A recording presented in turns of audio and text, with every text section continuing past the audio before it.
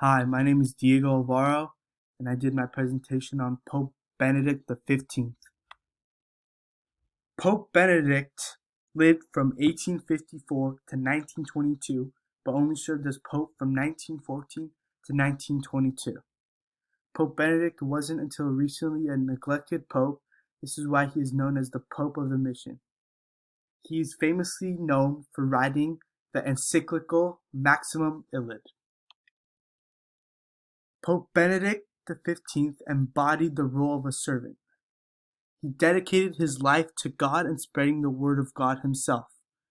The Italian church and country was devastated to hear when he passed away.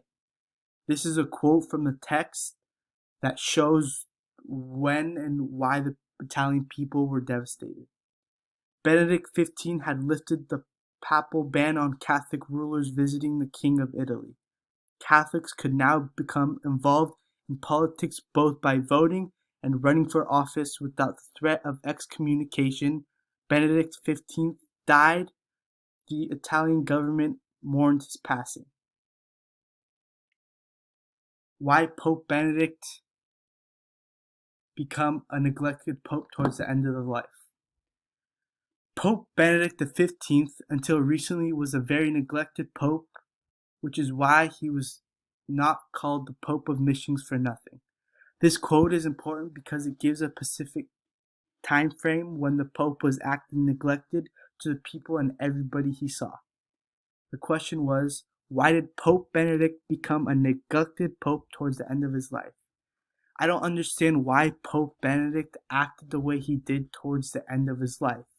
There's no elaboration to what happened. Vidmar just said how he was acting.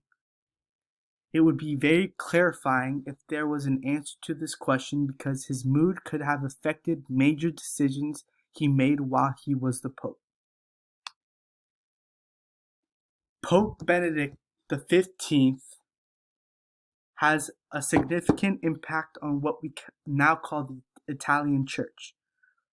Pope Benedict mostly spoke to all four of the marks because of his actions and how he helped those in need when he was in charge. Pope Benedict now lies in St. Peter's Basilica